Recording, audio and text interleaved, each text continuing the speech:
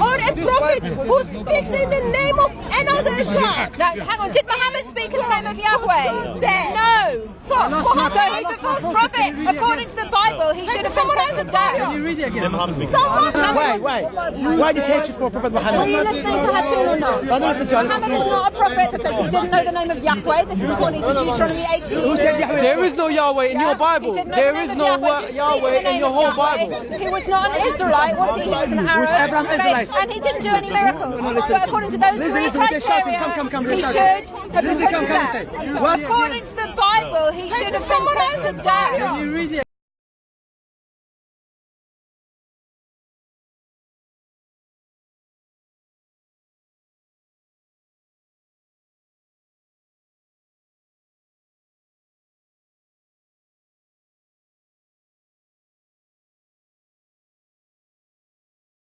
Why should anyone be forced to accept? Never kill them for it, though. They kill him. Never kill them. If somebody didn't accept Jesus, I'd never then go and slaughter them. I think it's okay to kill Can I say them. something? Brother, Let me say one. Brother, let me say. Yeah. But he didn't. Jesus himself never even. No, you're right there. But he. You said, how can I follow a man who said kill? No, Jesus, in fact, Jesus said just the opposite.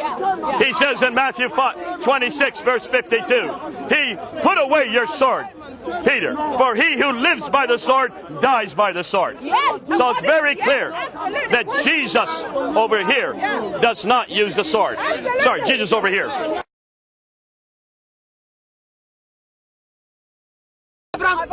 Lizzie saying Prophet Muhammad cannot be a prophet because he was not Israelite. Abraham was not Israelite, but he was a prophet in Deuteronomy. Now let me speak. So I'm saying, why this hatred for Prophet Muhammad? You make up anything, even go against your Bible, just to reject the mighty Prophet Muhammad. That shows you the hypocrisy of these people.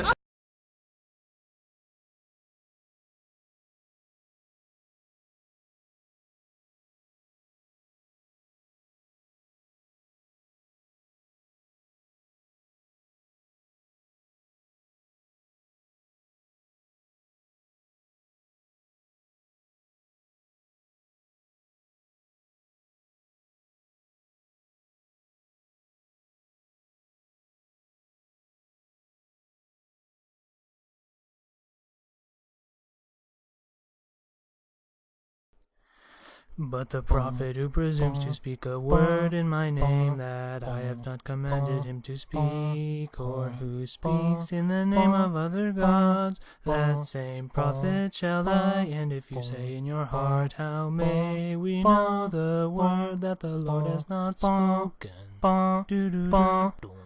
When a prophet speaks in the name of the Lord, if the word does not come to pass or come true, that is a word that the Lord has not spoken. Is that the book should not have a failed prophecy. Deuteronomy 18:22 says that if a prophet speaks something and it doesn't happen, don't listen to him.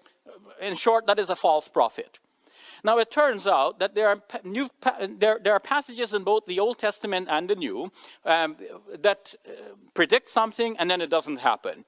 For example, Paul, writing in 1 Thessalonians chapter 4, verse 17, speaks of Jesus coming back in Paul's own lifetime, so that he is included among the we who would be taken up into heaven when Jesus returns. And of course, this did not happen. It is a failed prophecy, and on this criterion, the Bible fails. According to the Bible, he should have been put to death.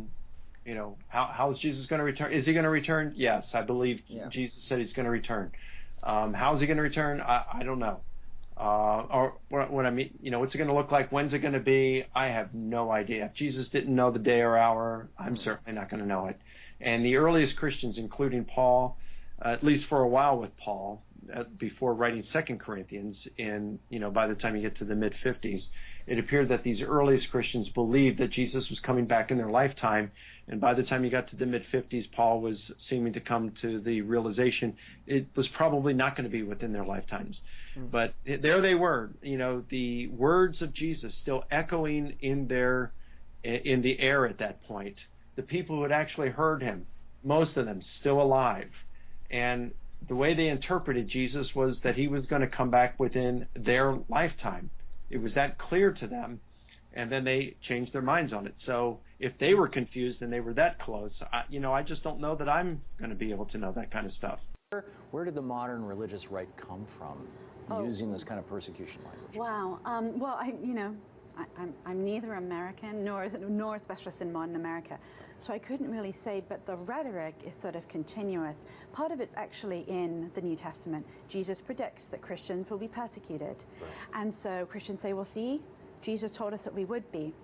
What's interesting is that when you look at the specifics of those passages, a very different picture emerges.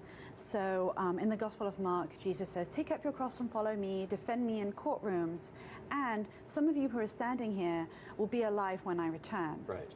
Now, clearly, after one generation, that starts to that's not true. So why is it that we subscribe to the other part of this prophecy, that we're always persecuted?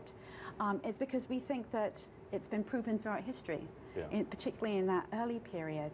But Jesus' specific prophecies weren't terribly accurate. So he says that James and John, the sons of Zebedee, would be baptized with his baptism, which is sort of a euphemism for die.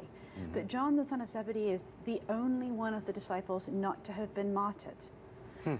That's not a great track record for prophesying martyrdom.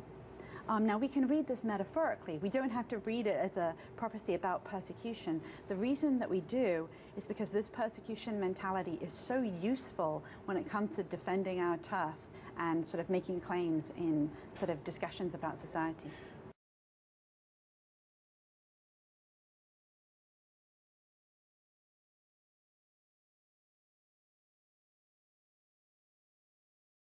We know that the doctrine of the Trinity took a couple of 100 years to develop.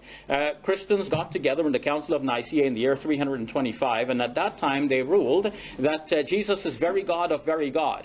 And they said, we also believe in the Holy Spirit, but they did not say anything about the Holy Spirit being God or that the Holy Spirit should be worshipped. They had to come back in the Council of Constantinople in 381, and that is when they ruled that the Holy Spirit should also be worshipped along with God the Father and the Son. So that shows a development in the doctrine. If you go back even earlier to the Apostles' Creed, which is from the 2nd century, it doesn't even say the Son is to be worshipped. So now we have 3 creeds. The Apostles' Creed, 2nd century.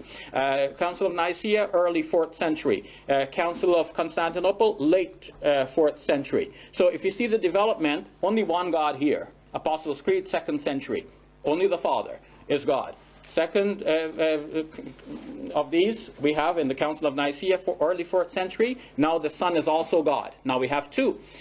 Later in that century, Constantinople, now the Holy Spirit is also God. Now we have 3. So it goes from 1 to 2 to 3. It goes from Unitarian to Binitarian to Trinitarian. And still, I say Trinitarian with some qualification, because the idea that how these 3 can still be one, that this took more time to be worked out. That does not mean that some of the earlier church fathers did not have some inkling of this. Yes, there is development. I've shown that this development started even with the Gospel according to John, and even before the Gospel according to